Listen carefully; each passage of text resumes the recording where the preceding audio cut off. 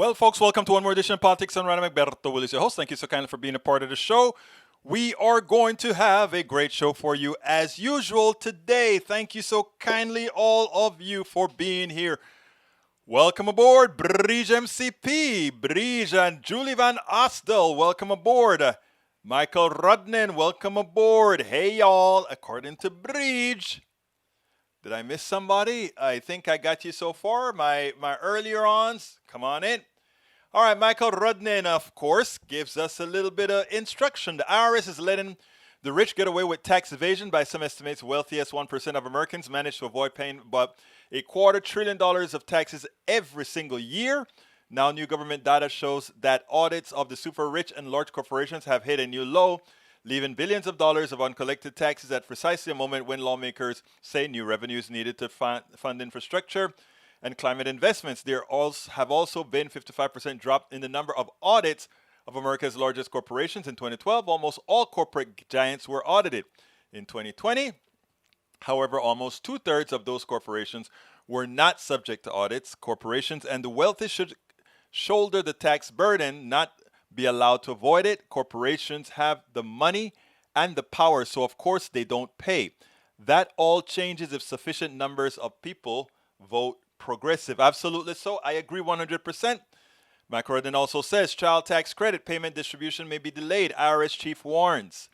Expect that these will come no earlier than May and that they wouldn't be monthly. Democrats seem to be favoring a give them something better than nothing approach. I'll predict Republicans will be opposed to giving the people those few scraps. Republicans invariably favor you'll get nothing and you'll like it. Obstructionism.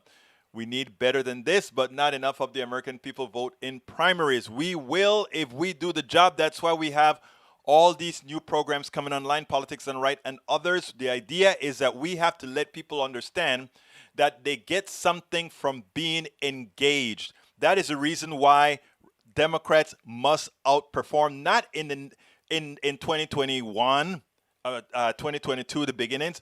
We need to perform now because it takes a while for all this stuff to percolate into people's pockets so that they can see progress.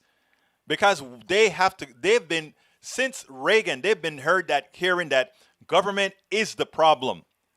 Of course, they don't analyze that to say if government is the problem and if we the people is government, that means I am the problem. No, government is not the problem. It's the puppets or the puppeteers that's running the people who you elect that's causing the problem. Biden and Democrats have a small window to do something positive for every American citizen so that they can see government working.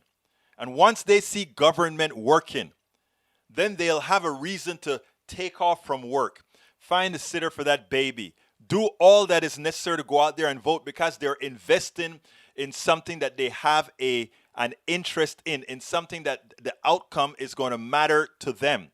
For too long, the outcomes have not mattered to most Americans. Everything stayed the same as far as they're concerned. As far as they're concerned, everything stays the same because you can be so low at the totem pole that a little bit lower doesn't mean much. It just seems like an inconsequential event. And that is why we must be effective.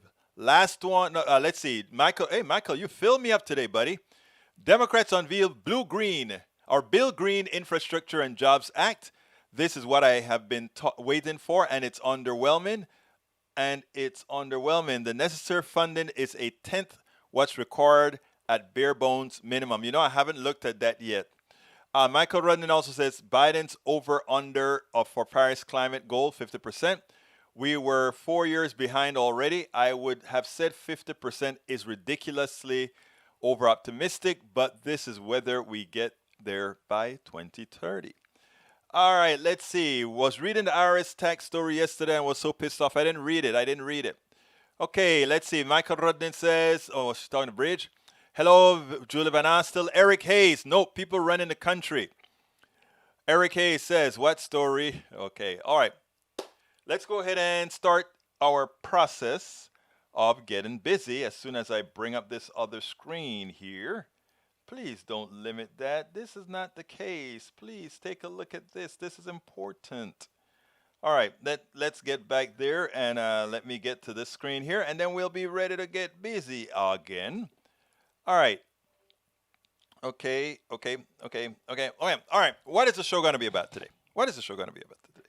Let me get it up on the screen, and then we can talk about it. Here is the show today. GOP strategist to Dems-kill filibuster. Fauci schools Rand Paul, MSM Fail, and Texas price brutality. Okay. Let's see. Let's see. Irish tax evasion. Rokana, Peter, DeFacio. Oh, I didn't read that, Bridge. I think you want us to check that out. Macaroni Egberto, thanks for reading all of my posts in full. I try to assist, folks. I try to assist. If you guys are going to spend the time to research stuff, if I feel that we have the time, shouldn't we, do it? Shouldn't we, do it? I think we should. All right. Okay, continuing, my brothers. Continuing. Anyhow, today, program is, let's go ahead and start with Dr. Fauci. I really enjoyed watching this because it was not only instructive, it also showed how not very smart a senator, Rand Paul, who supposedly is some sort of a doctor, is. Check this out. Given that no scientific studies have shown significant numbers of reinfections of patients previously infected or previously vaccinated, what specific studies do you cite to argue that the public should be wearing masks well into 2022? I'm not sure I understand the connection of what you're saying about masks and reinfection. We're talking about people who have never been infected before. You're telling everybody to wear a mask, whether they've had an infection or a vaccine. What I'm saying is they have immunity, and everybody agrees they have immunity. What studies do you have that people that have had the vaccine or have had the infection are spreading the infection? If we're not spreading the infection, isn't it just theater? No, it's not. not. The vaccine and you're wearing 2 masks. Isn't that theater? No, that's not. Here we go again with the theater. Let's get down to the facts. Okay, the studies that you quote from Crotty and Sete look at in vitro examination of memory immunity, which in their paper they specifically say this does not necessarily pertain to the actual protection. It's in vitro. And what studies can you point to that show significant reinfection? There are no studies that show Just significant let me finish the response to your question, if you please. The other thing is that when you talk about reinfection and you don't keep in the concept of variants, that's an entirely different ballgame. That's a good reason for a mask. In the South African study conducted by J&J, they found that people who were infected with wild type and were exposed to the variant in South Africa, the 351, it was as if they had never been infected before. They had no protection. So when you talk about reinfection, you've got to make sure you're talking about wild type. I agree with you that you very likely would have protection from wild type for at least 6 months if you're infected. But we in our country now have variants that are circulating. Significant reinfection. What study shows significant reinfection, hospitalization, and death? You're not hearing what I'm saying about variants. We're talking about wild type versus variants. And what proof is there that there are significant reinfections with hospitalizations and death from the variants? None in our country. Zero. Well, because we don't have a prevalent of a variant yet. We're having one. Can I finish? We're having 117 that's becoming more dominant. Your policy based on conjecture. No, it isn't based on conjecture. Variants, so you want people to wear a mask for another couple years. No. You've been vaccinated and you parade around in 2 masks for show. No. You can't get it again. There's virtually 0% chance you're going to get it, and yet you're telling people that have had the vaccine, who have immunity. You're defying everything we know about immunity by telling people to wear a mask who've been vaccinated. No. Instead, you should be saying there is no science to say we're going to have a problem from the large number of people being vaccinated. You want to get rid of vaccine hesitancy? Tell them they can quit wearing their mask after they get the vaccine. Okay. You want people to get the vaccine? Give them a reward instead of telling them that the nanny state's going to be there for 3 more years and you got to wear a mask forever. People don't want to hear it. There's no science behind it. Well, let me just state for the record that masks are not theater. Masks are protective. And we You have ask immunity there, theater. If you already have immunity, you're wearing a mask to give comfort to others. Senator You're Paul, not you're wearing a out of time, mask and I because would of any like Dr. science. Fauci I totally disagree with you. If you could respond to the question so that we could all understand the difference between the vaccine in controlling the wild type versus the variants that are out there and the reason for wearing a mask, I'd appreciate it. Yeah, I mean, yes. First of all, when you have a variant, you have an immunity that you get what's convalescent sera and the same sort of thing. If I vaccinate you or me against the wild type, you get a certain level of antibody that's specific for a particular viral strain. If there's a circulating variant, you don't necessarily have it. You have some spillover immunity to be sure, but you diminish by anywhere from 2 to 8-fold the protection. So the point I'm saying is that there are variants in now circulating. The point that Senator Paul was making was that if you look at wild type only, there is some clear-cut credence to what he's saying. But we are living right now in a situation where we're having a dominance of 117, which was the original UK. We have a very troublesome variant in New York City, a 526. We've got 2 variants in California, a 427, 429, and we have a number of others. So we're not dealing with a static situation of the same virus. That was the only point I'm making. Okay, thank you very much. Thank you. Senator Murphy. Thank you very much, Madam Chair. Dr. Fauci, thank you for setting an example.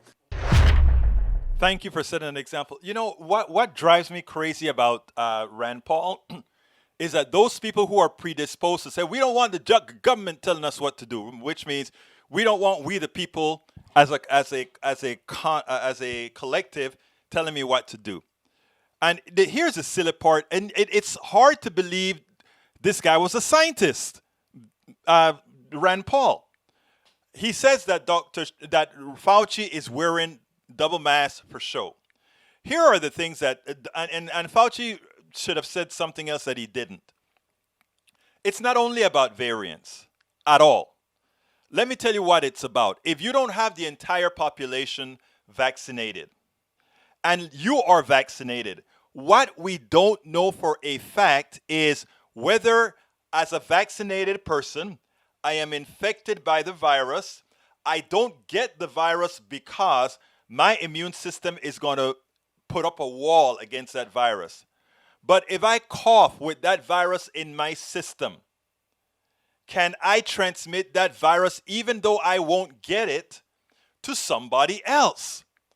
Until all those questions are answered or until all of us are vaccinated, it is silly what Rand Paul is saying, which says, oh, if you have ever had the virus, you can't get it again.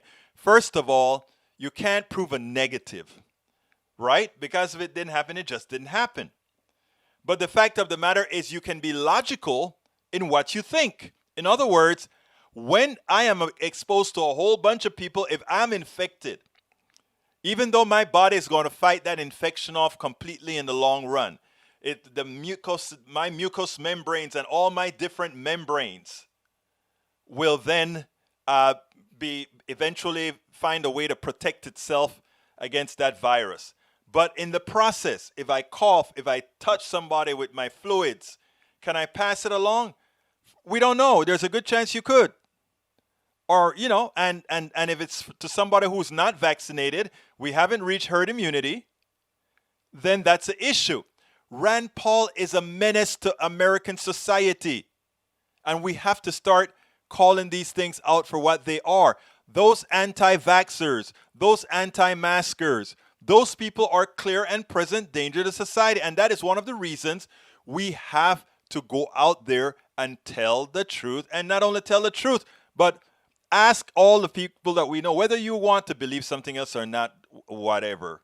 But just please wear the mask and wear it perfectly.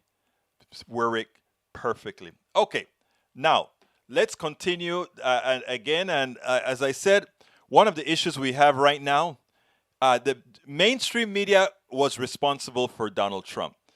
Donald Trump brought them a lot of money, so they slapped Donald Trump, give him free publicity, and the clicks start to go on all the websites, and people's eyes get to the foolish tube and all of that. So they didn't mind. You know, CBS, this leader of CBS said at one time, Donald Trump is great, a great business model. He said that, something to that effect, because you put Donald Trump, but in the process you're hurting Americans, right? Because he's doing wrong. Here's the deal. We thought the mainstream media had started to be measured in the way they covered issues. In other words, what Donald Trump did with immigrants, the way he treated them like animals, is completely different with the overflow that Biden is taking care of.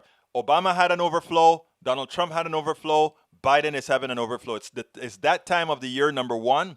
And number two, because it's Biden there and not Trump, you're going to get a new wave that comes over. Why? Because they're going to say, it's dire straits here where we are, and maybe we can get some help in the United States. And that's not a bad thing, but it has to be done in an orderly manner. Why? Because I'm telling you, a lot of the problems that Central America is having is not only because of climate change. And by the way, who are one of the biggest causers of climate change? We are. America is. Russia is. China is. Great Britain is. But all these other countries that have to suffer from the effects of climate change, we should have an open door policy somehow to find a structured way to get them in, right? And it's not only that. If you follow Central American political policy, etc., you notice that we are sort of responsible for a lot of the chaos down there. In fact, in Panama, we overthrew we overthrew several governments, and we created chaos out there. So we bear some partial responsibility for that. But let's check out how Martha Raddatz did this interview. I thought it was unprofessional. I thought it was caustic. I thought she had no intentions of listening to Alejandro Mayorkas. So let's take a look at it, then we'll take it on the other side. Martha Raddatz today showed the danger of the mainstream media when they're either trying to play this one said, that one said, or when they're trying to change the narrative, or when they're trying to be a part of the narrative. I want you to listen to how she handled the secretary, and then we'll take it on the other side. I fought back tears as a 13-year-old girl sobbed uncontrollably, explaining through a translator how terrified she was, having been separated from her grandmother and without her parents. Murphy said these are facilities you wouldn't want to put your child in for more than 10 minutes. I know you say you have a plan now, but again, how did this happen? You knew there was a pandemic before. HHS had failed to do this before as well under Obama, under President Trump. So how do you speed this up, and how did this happen? Martha, it takes time. We all know what happened to that 13-year-old girl in the prior administration. She was turned away and turned into the desert of Mexico, or sent back to the very country from which she fled by reason of fear of persecution. We are addressing the needs of that child now.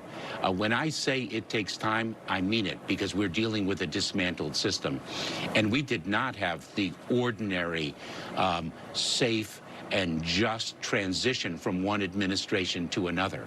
And so we are executing on our plans. We have dispatched FEMA, the Federal Emergency Management Administration, to assist HHS in building additional capacity to address the needs of children and to move those children through to their sponsors in the United States to shelter them in the way that they deserve and that their needs require. That is what we are doing. When people speak of, well, you knew of this, plans aren't made at 20,000 feet. Plans are contracts, personnel, policies, training, procedures, all of the elements of operations that were entirely dismantled, and taking care of a workforce that was not vaccinated and not Mr. Secretary, I want to stop you there, and I want to know, if you've got this great plan, why will you not let the media in? I understand privacy concerns, but will you let them in today or this week? Martha, it is not only privacy concerns. Let me be clear, we're in the midst of a pandemic. We're talking about a crowded Border Patrol station where we are focused on operations.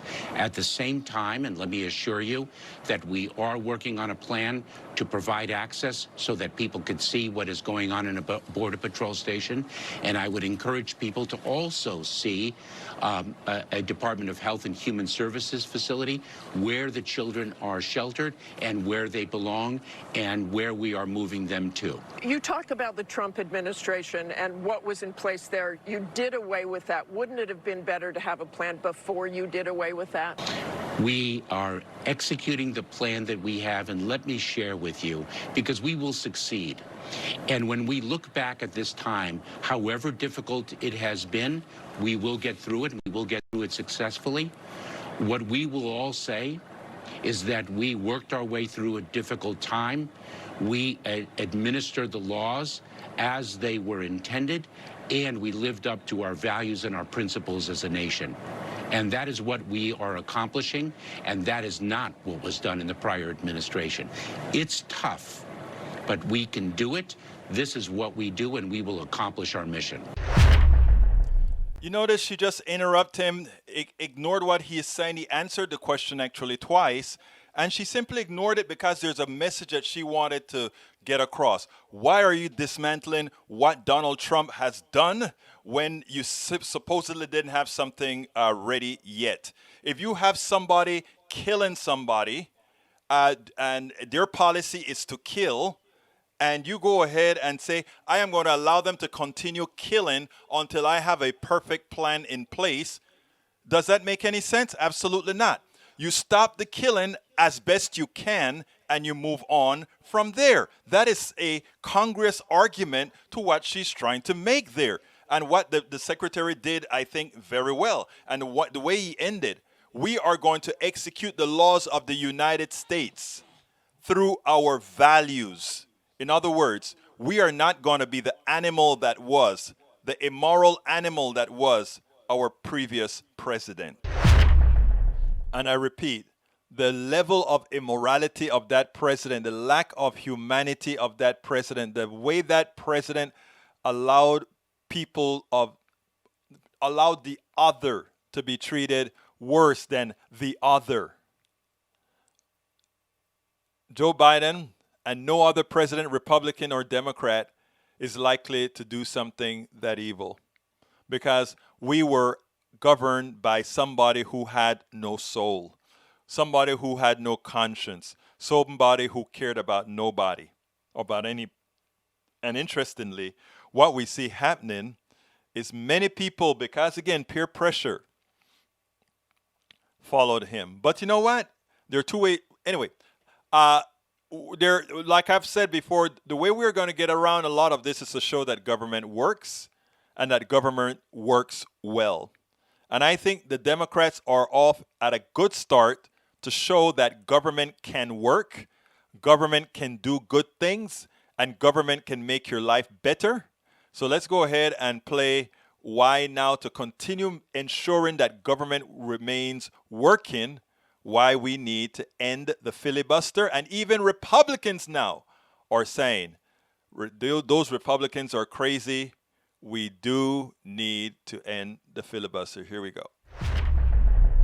When a Republican strategist tells you it is time to kill the filibuster, what are Democrats waiting for? It's amazing. And check out the reasoning from this Republican strategist. I think we should take this and remind Democrats what Democrats stand for. Check this out, and then we'll take it on the other side. As to whether or not Democrats are actually asking themselves one of the most important questions, which is, what would Republicans do in this situation, right? If given the opportunity to do away with the filibuster in order to get their own legislation through, would they do it? And I can't help but think they would, right? So now you're hearing Chuck Schumer essentially saying he might be on board to do away with the filibuster. Elizabeth Warren, of course, saying it's not what the founders intended. What do you think at the end of the day is actually going to benefit the Democrats most here, and what do you think will likely happen? Well, I do think that you're right as far as your assessment of the Republicans would do it. They would get rid of it to get their agenda through. I have very little doubt about it. And the point of 60, and I was so for the filibuster. I thought it was one of the most important tools we had in government because 60 meant consensus.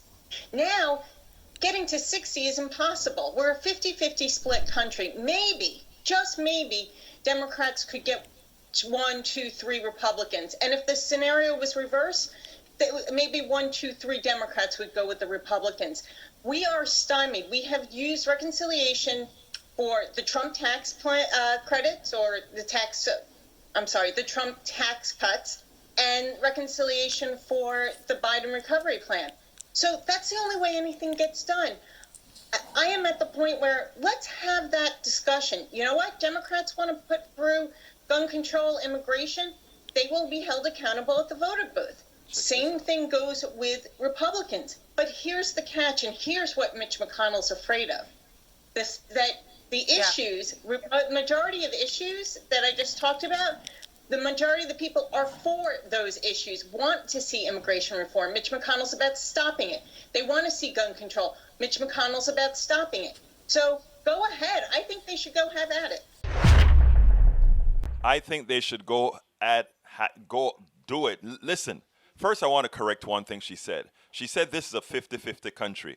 This is an undemocratic 50-50 country because in governance, it's a 50-50 country. However, in what people want and who people vote for, it is a far cry from 50-50. It is definitely a more progressive country than it is a conservative country based on popular vote, based on what people want. Unfortunately, our Constitution is not a democratic document and allows minority rule when you owned more land rule based on how it is structured. So let's just get that point together. But remember, the most important thing she said is that most of the issues, the policies that Mitch McConnell is scared about, the Democrats passing, he's scared about them because it's what the majority of people want. And in effect, she's saying Republicans are there to support just what the minority wants, not what most Americans want. So therefore, there is never and will not be a penalty for getting rid of the filibuster. But one other issue. The filibuster's instantiation was based on Jim Crow. In other words, slave masters, old slave masters wanted to ensure old former slaves didn't get what's due them. And numero dos, it is not a constitutional mandate. So therefore, we are pegging ourselves onto this filibuster because the Senate is a deliberative body. When the instantiation of the filibuster had nothing to do with making the Senate deliberate, but instead making the Senate a racist institution. Let's be clear here. There is no value. There is nothing worth. It was simply marketing that associated the filibuster with somehow deliberateness, with filibuster with order, the filibuster with securing that the minority is listened to. That's hogwash. And it is time for Democrats to get the pelotas and do what is necessary to support what most Americans want now. Absolutely, folks. Okay, we're at the halfway part of the show, folks. Please remember, if you are on YouTube right now, please click that join button, become a part of our posse. That is a PDR posse as named by British MCP. Please join that posse. If you do that right now and it comes up on the screen that you've subscribed and you want me to, I'll go ahead and definitely, like I did last week for a few people, put it out there on the screen, folks. Take a look at the cup that also goes along with our PDR posse designed by British MCP. And if you want to go ahead and purchase that cup as well, I'm going to put the link in there to get that cup. All these purchases at our store helps us continue to do what we do. So I take these 2 to 3 minutes out of this 60-minute show to say, folks, please help support us. Help support us. Click that join button on the screen. Click that $sign on the for a super chat or any one of those forms on YouTube. Or YouTube, you'll see a rack with our T-shirts, our hoodies, and all that good stuff. But join the PDR posse. Take a look at the screen, and you see those folks who've already joined and purchased cups. Check out those cups designed by one of you, one of our own. Designed the cups. I think 3 or 4 of you that have sent me pictures so far. A lot more. Go ahead and send me some pictures. By the way, folks, you see if you want to support us as well, go ahead and support us at politicsdoneright.com/patron. Become one of our patrons. Patron is spelled Patreon. Patreon. You can likewise support us via PayPal. That is politicsdoneright.com/PayPal. Politicsdoneright.com/PayPal. If you are not seeing that join button on YouTube, or if you're on a different platform, please consider going to this link, which is politicsdoneright.com/YouTube. Politicsdoneright.com/YouTube. How else can you support Politics Done Right? By buying our books. Our books written by yours truly. And I promise you will like it. The reviews at Amazon are very good. You can go ahead and get It's Worth It, How to Talk to Your Right-Wing Relatives, Friends, and Neighbors. I put the Amazon link in there. When you go to that link, you'll see a lot of the other books that I have as well. But guess what? You can also go directly to our store and get the book at our store. Why? Because that way we can cut out the middleman and we make a few more dollars. We can get a few more work. Hey, one of the reasons I need about 200-300 more subscribers, because I am dying, cutting videos, doing all these things, doing my research, all of that. Hours and hours. It's only me. Hours and hours, 16 hours a day, 7 days a week. 7 days a week. I promise you, if you keep supporting us, we can actually get some help and even do a bit more, because between writing for different papers, different websites, etc., it's difficult, but it's necessary, because we have to make sure to put our part out there in the field. We have to do our part. Anyhow, I have an interview with a couple of folks right now that I want to play. As you know, police brutality, and by the way, it's interesting because this particular guy that the police attacked, I don't have a picture of the guy right now, but this time I think it's police brutality, and I think this time this guy was a white guy, but I'm not sure. I think it is. But anyhow, check this out, and then we'll take it on the other side of the program. Welcome to another segment of Politics Done Right. You know, we've been going over several issues recently with police brutality in this country. I mean, it is sort of many times out of hands. Well, I got an FYI this morning from the president of the Houston Peace and Justice Center that revealed a new case. Well, I don't know how new the case is, but I figured I better go ahead and do a little bit more about this. So with us today, we have Jeff Reese, who's the president of the Houston Peace and Justice Center, and Alberto Ruiz, who is the lawyer for the person whose neck was broken. So, Jeff, why don't you tell me a little bit about the story and how you got involved with this story? Well, I don't know if you remember, there was a case that Randall Callahan had of a young man that was taken from his truck on a traffic stop, and basically his arm was almost broken, and he was brutalized and arrested for a Class C misdemeanor. And I was contacted by a young man and his girlfriend of a very serious incident that happened in Pinehurst, Texas. And through finding out what happened, I've been in touch with his attorney, Alberto Ruiz, and very thankfully, he's got a very good law firm that's helping him. So I want to be careful on what I say. Albert, you want to comment and then kind of bring us up to snuff on what happened?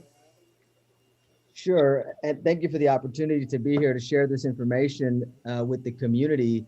My client, Gary, on January 19th, 2021, so this is pretty recent, was riding his motorcycle to his girlfriend's house. It was late in the evening, and as he was on his way, he was passing police who were doing a traffic stop. And, because they were doing the traffic stop on the side of the road, he kind of had to go around them. And so in doing that, unbeknownst to him, the police started following him to pursue him so that they could stop him for, I guess, unauthorized, kind of going around them, and not really a proper charge. But either way, they didn't like that, and they followed him, all the way into the neighborhood where his girlfriend lives. And as he was turning left and turning right down the road, he either slid and lost control because the road was a little bit wet, or he was hit from behind by the police cruiser. And as he was getting up from his bike was the first time he realized that police were behind him. And as he got up, he raised his hands and said, "Hey, what did I do?" And pretty much without further inquiry, the police tased him. He fell back to the ground. There was some, communication about it between them, while he was trying to recover from being tased. And they didn't explain to him why he was stopped. They didn't, give him an opportunity to explain himself. They put him in handcuffs, and they then lifted him off the ground. Other officers arrived on the scene. They lifted him off the ground, his whole body, and they were going to throw him in the back of the car seat, kind of like sideways, like a log, And in doing that, they slammed his head against the door frame of the police car and broke his neck. They dropped him to the ground. Then they picked him up again the same way, and then bulldogged him back into the back of the cruiser, face down, lying laterally in the back of the police car, where he passed out. And the next thing he knows, Gary's waking up in an emergency room. By this time he was already had received emergency surgery on his neck, and he woke up to find out that the doctors had to correct his practically paraplegic condition by fusing his neck vertebrae in order to save his mobility. And since then, his life has never been the same. He'll probably never recover. I mean, he's a young 40-year-old man who was working, making $60,000 a year. And now, he'll never be able to work like that normally again. He's having a very difficult time, and we'd like the community's support in this, search for justice. Now, can he walk at all now, or? Well, luckily and miraculously, the doctors worked so quickly and effectively that he is able to walk. He was pronounced paraplegic when he got to the hospital, but they were able to, for now, he's able to walk. But he's so fragile that if the man falls or trips or gets hit the wrong way, he could potentially lose all loss of mobility. Because the vertebrae they're still healing right now. Correct. Now, what recourse, what have they said about it? Have they taken responsibility for breaking his neck? Well, according to the rules, in this type of a case, Gary did timely file a complaint to the Precinct 5 Montgomery County Police Department or Constable's Office, Precinct 5 Constable's Office. He filed the complaint against the officers, and so that they're supposed to then the main constable is supposed to then follow up, reprimand, investigate, and figure out what to do about the situation. We have not heard any follow-up since that complaint was filed about 2 weeks ago. And who pays all the medical bills, which are going to be extensive for an injury of that type?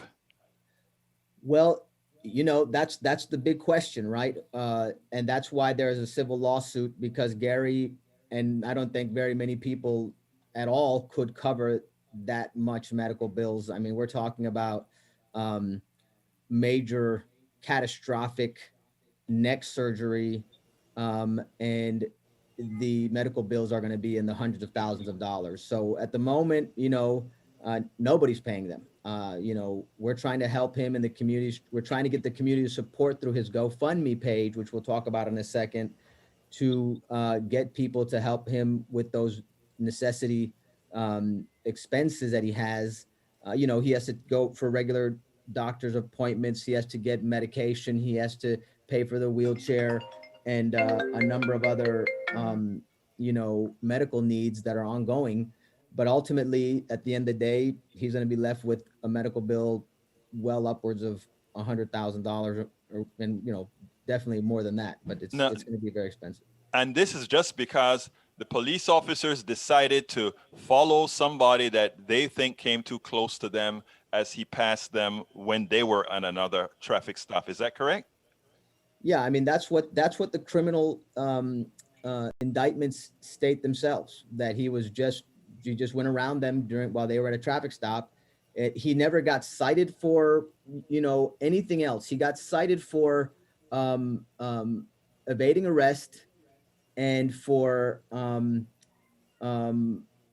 assaulting or harassing a police officer. Typical. That is a typical way that they get around it. Okay, now let's go about eyewitnesses. Do they have dash cam at all? We have requested the dash cam and the body cam videos. This is a new case and it is fresh. So those are pending. We should be having those hopefully soon. And there's sometimes a battle to get those. So. And eyewitnesses? We do have eyewitnesses, at least two definite eyewitnesses that are part of the community. And have they been, what do you call that word, debriefed yet, or? We have, with the help of the Houston Peace and Justice Center, we have got their statements, and they've promised to be available if needed for trial. Okay, now, Jeff, you are putting together, I think, on your own behalf, a Zoom call to bring some more awareness to this. Is that correct? Yes, it's not on just my behalf, but actually the Greater Houston Coalition for Justice, Cops and Communities, LULAC, and We the People Organized have also joined with us to help Gary Berger in his case. Albert, I don't know if you mentioned the fact that the officer filed a protective order against Gary when he was in the hospital. And that was pretty sneaky and kind of cowardly. And I recognize that as a maneuver to try to, divert the blame of what they had done onto Gary.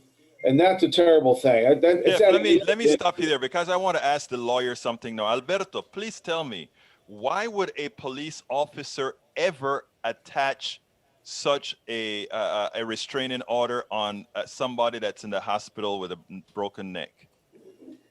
Well, clearly a restraining order is a protective order, is another word for it, is something that's used to protect someone against potential violence or danger to themselves or others in their family. And, in this case, however, as you stated earlier, we believe that it's just a tactic that the police officer used to try to cover himself for the eventual attack on his credibility and on the basis for him having injured the defendant so badly. So now, in that protective order, what is he trying to be protected against? What is he saying? Threats of violence. What is his fear? Right. Well, his fear is retribution. That a guy with a broken neck somehow is going to go after him. And it's really unfortunate. It's the kind of thing that we continue to see with police officers utilizing their authority to protect themselves from accountability. That's really the issue that we face in the whole nation. Officers having the immunity clause and different protections that have, prevented regular citizens from protecting their rights and recovering for their injuries. It's amazing to me, but I just think that something needs to be done to make sure that in this case, we can show the example of just how far the police are willing to go. I don't think there's a lot of police brutality cases where the police have asked for a protective order. I know that That is simply funny. Now, I mean, we have to bring back the police to remember that they are there to protect us and not the other way around. They have their own institutions as if the police is something within itself. They are there for us. It's hard to understand how we get police unions and all these kinds of things that are there to protect the interests of cops and not the interests of the people. Jeff, why don't you tell us a little bit about what you intend to do with the Zoom call, and also if you want to mention about the GoFundMe. Yes, that's the main reason that we were doing this Zoom, is to generate publicity of what's really going on in this case, and to help Gary with his medical bills and his legal bills too. He's lucky he's got a good law firm that's helping him, but he's still facing a very uphill battle. I think they had only raised like $600, Albert. I mean, the last time I checked. Right. So, I'm going to put the link in there, Jeff. So why don't you tell us how we can get to the Zoom? I think the Zoom is tomorrow. Yes, the Zoom is tomorrow at 7:15, and we're sending. Yeah, we'll send a link out if that's okay. I've sent an invitation out to many different organizations to help us in this endeavor and to help us fight the overall systemic problem of police abuse. And it doesn't get, in my mind, worse than this case right here. And but look, yeah, and it's the bad thing is we're talking Pinehurst, Texas, Montgomery County. It's a very conservative area, and a lot of people, they have a bias for the police, that law enforcement is going to be there to protect them. And I had a discussion with someone just last night. The same individual who's very pro-police almost was arrested after he sold his truck, and someone used his truck to commit a crime. And it was a serious crime of a bubblegum machine being stolen, but it turned into a felony. And the agency was a smaller agency, and they asked this individual to come down to the station. So when I was asked what to do, I said, no, you don't go to the station. You get an attorney. Then you go to the station. And sure enough, he got an attorney. He went down there, and they tried to arrest him, even though he had nothing to do with it. They had a video camera of the actual perpetrator. They didn't care. They were going to arrest this man who had sold his truck for that crime. And there's a young man named Anthony Graves. I don't know. He's with Texas Southern University Forensic Institute now. He spent 23 years on death row. I know him. He didn't come in. I know him well. I interviewed him before. Yeah. But Jeff, we got to go here. So real quickly, give me a quick one short closer that our audience need to know, and then I'll ask the same of Alberto Ruiz. And we need to stand together and fight the battle, if you will, and stand up for what's right. And what's wrong, we need to stand against that. Thank you very much, Jeff. Alberto? We invite the community and the public to join us on our Zoom meeting. It's just a coalition meeting to inform the community of what's going on tomorrow at 7:30 p.m. And we ask that you get on that GoFundMe page and donate to Gary for his special needs. And we hope that we can count on your support. Look, guys, thank you, Jeff. Thank you, Alberto, for being on the program. I think this is how things that a lot of times the mainstream media doesn't cover requires that we actually take active control and do it. Thank you guys both for being here on Politics Done Right. Thank you. Okay, I hope you guys enjoyed that. Anyhow, I want to go ahead at first and salute all our people. E2247, welcome aboard. Michael Rudden, welcome aboard. Christine Park in Pinehurst. It occurred in Pinehurst, Christine. Let's see who else is here. Michael Rudden, I got you going up the ladder. I'm climbing up the ladder. Courtney, the SLP. Courtney, what does SLP stand for? I don't know. Okay, Bridge MCP, I think I got you. Kathy Pascal, welcome aboard. Courtney, the SLP. Again, Broken Heart. What is Gary's last name? It's on the GoFundMe. I can't remember it right now. Let's see. Eric Hayes, welcome aboard. Please get rid of the dinging. What is the dinging? Come on, guys. These guys are working. They're working and they're getting calls. I can't do things like that. Come on now. Be patient and be empathetic. All right, let's continue going up the stream. Norman Reynolds says, yes, but the criminalization of incarceration standards were instituted under Clinton. Actually, that is very true. A lot of people's hands are dirty in putting away all those people that shouldn't have been put away. All right, going up. Let's see. Paul Fleming from ATL checking in. You were late, Paul. But I love you, brother. Come on in. Let's see. AVQ, welcome aboard. Eric Hayes, I think I contacted you already. Charlie Lindahl, one of my great guys out here in the Houston area who gets so much done in activism. And you know what? He's also technical activism. In other words, he works with people. He teaches them how to use technology, how to build technology. Carl Foster, welcome aboard. Democrats used to stand for the small guy in the streets. Now they stand for big tech and power and riches. So sad. Carl, I'm not going to argue about that with you, right? And let me tell you why. Because a good part of what you said is correct. But the thing about it is the Democratic Party is a big tent. There's a progressive wing that doesn't believe in what you just said.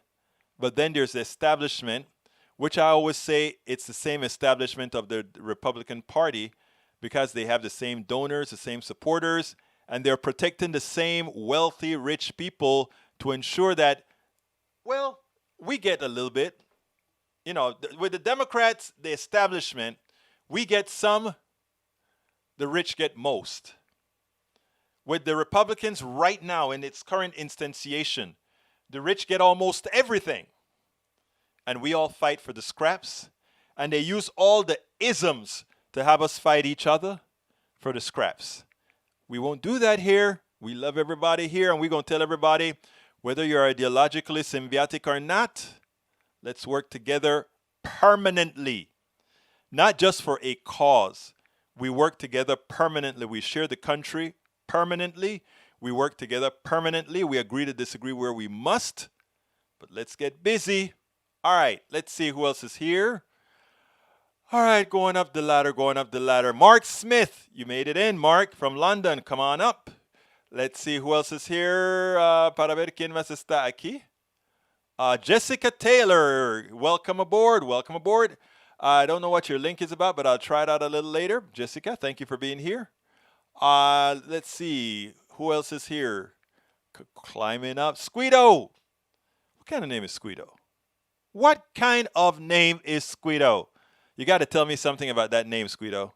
Throw it in the chat. All right, let's see. Coming up, going up. Jessica Taylor back in here again in the list. Okay, Julie Van Osdell. How you doing, Julie? Welcome aboard. And I am almost at the top, I think. I'm almost at the top. Let's go back to the bottom to see if I have anybody else to salute. Paul Fleming says, like our hosts say, I am out. Back to the yard. I love that. Roberto Luis, mi panameño favorito. Welcome aboard, my brother. Roberto is here. Michael Rudnin says, this might be a worthwhile topic for tomorrow. Tennessee Republican lawmakers work to remove commission after members vote to take. I saw that piece. I actually saw it. Where there's this woman fighting to get that bust removed from the state capitol. I'll be honest with you. I don't know if I want to waste the time on that kind of issues. I think sometimes they keep us in a permanent state of being pissed off in order to, how should I say this correctly? I think they keep us in a permanent state of being pissed off just so that they can really do certain things to us. But we'll see. Anyhow, people, we are coming close to the end of the show. I want to thank you so kindly for being a part. I want you to remember that we can make a difference. And you know how I end this baby. My name is Egberto Willies. This is Politics Done Right. And I am what? What am I? Out. And it'll happen. we spend a lot of time deconstructing the news, trying to parse it into a form that everybody can understand. We try to find those little nitpicks where it flies above the fray, etc. If you really like these videos that we do, I want to ask a big favor. Please go ahead, number one, subscribe to our channel, and number two, please join if you can. Thank you so kindly for watching. Keep watching. Please remember to share. We must populate the entire internet with our progressive message, a message that we know is what most Americans say that they want. So help us, please join.